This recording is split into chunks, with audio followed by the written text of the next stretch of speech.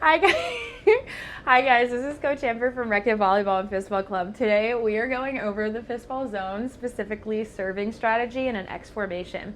The reason why we like to talk about this stuff is because when you go up to serve, you have to be very strategic with how you are actually serving and the decisions that you're making, because typically speaking, a team will only have maybe 2 or 3 people that are designated as servers because you're not rotating, and you might serve for a whole game.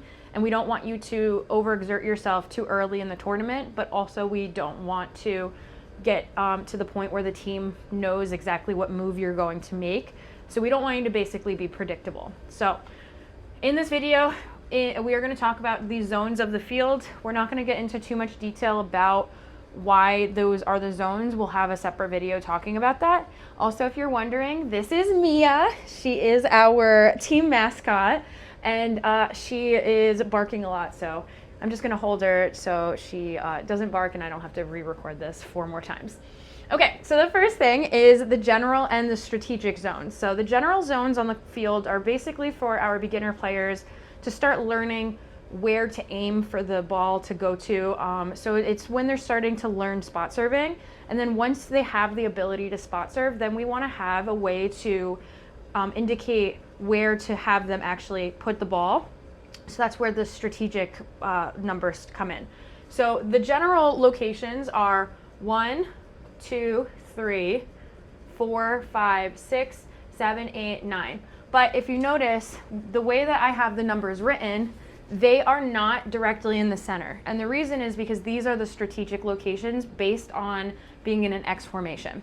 So the first thing that we're going to do is we are going to talk about the hand signals that you are going to have to do if you're a coach, letting your players know where to serve, or if you're a teammate and you don't want to have to walk all the way over to the person to tell them. So the first is 1, 2, 3, 4, 5, 6, 7, 8, and 9. The reason why this is 9 is because if we went to 9 like this, this and this look very similar from far away, so we want to make sure that you can actually see where you're putting the ball. The other thing to remember is that the strategic zones are general indicators of where to put it. So I'll give you a few examples. So position 1, typically the strategic zone is you want to put it onto the sideline, and you want to have it in between the back player and behind the right side striker. And the reason is because you want to make them move for it, and you want to have it that it's a little bit harder for them to get to it versus just kind of putting it in the middle here. Another place is this position 5 that is specifically aiming for the setter's feet. So if it bounces, it either has to bounce into them or they maneuver away from the ball, and then it bounces really short, so then these players can't get to it. So generally speaking, there are different locations that you want to put the ball, but these strategic locations are what we typically aim for. We will talk more in depth about them in another video. So the next place that we're going to think about is picking the best option. I'm going to put the dog down. Hopefully she doesn't bark. Okay.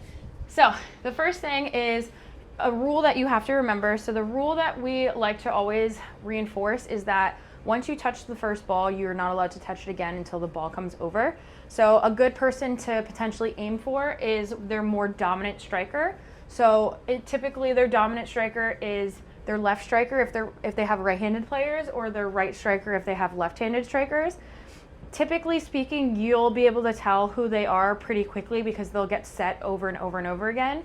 If they are getting set and you typically don't see their other player getting set, or maybe they're not as strong or whatever the case is, then the dominant player is a really good option to serve at, because typically speaking, they don't want to serve receive very often because they want to strike.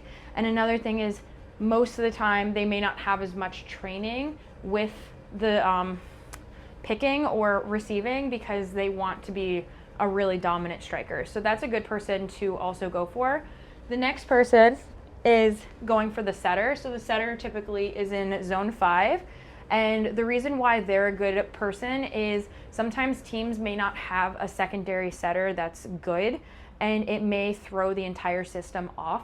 So if you go for the setter for their first serve, then you're more likely to get the team to send a free ball over versus them striking. So if the team doesn't have a very good backup setter, then the setter is also a very good person to aim for.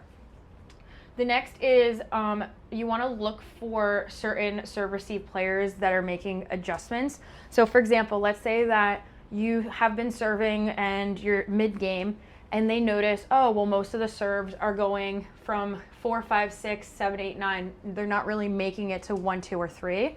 And these players shift up. So let's say that they shift up to right here. If you notice that they're shifting up, then you want to see those adjustments and say, I should probably try to send the ball as deep as possible, because if the ball bounces behind them, it's almost impossible for players to be able to get to it unless it bounces really high.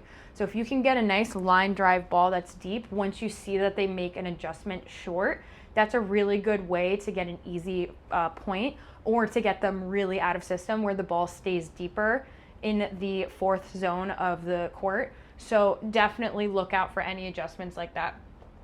Finally, another thing that we want to talk about is tendencies. So a big thing is knowing what arm they are usually going to use, so your dominant arm. If a player is right-handed and they're still on the newer side, they typically don't like to use their left arm because it's not their dominant arm. They don't have as much control. So if you can find players who typically don't want to use their non-dominant arm, that's a really good way to pick on them and force them to use that arm, because then their pick may not be as consistent, or they may avoid going for it. So let's say that we have a right-handed left side striker here, which means that they have their right arm inside of the court. If you aim for, let's say, position 9, they may not want to go for that ball, or it may not be a good touch because it's their non-dominant hand. The same thing is, let's say that this player over here is right-handed. So this is the right side striker. So that means that their right arm is on the outside of the court. If you put a ball into 4, they may not want to go for that ball because they would have to use their left arm. And if they don't go for it, then again, the back player has to really shoot up for that ball, and it wastes a lot of energy. So look for tendencies and try to accommodate those, and make sure that you're really isolating them and picking on them. Finally, you want to know what your stronger side is.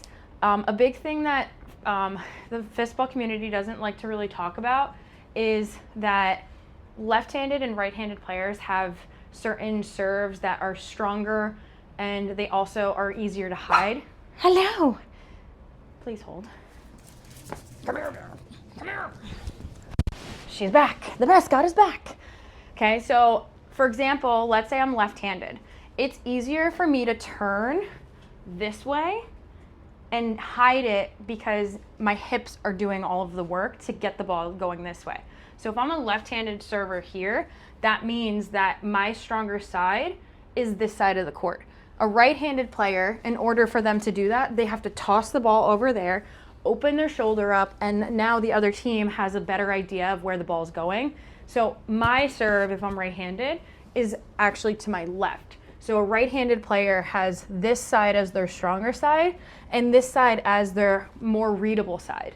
So if you can utilize that, then you might be able to get more kills. Another thing is knowing, do I have a topspin on it? Is it more floaty? Does it drop? Do I have power? All of that will affect the way that you serve and the points that you get. So you want to make sure that you're utilizing all of your tools so then you can get as many points as possible. So thank you so much for watching, and continue watching our videos. Bye.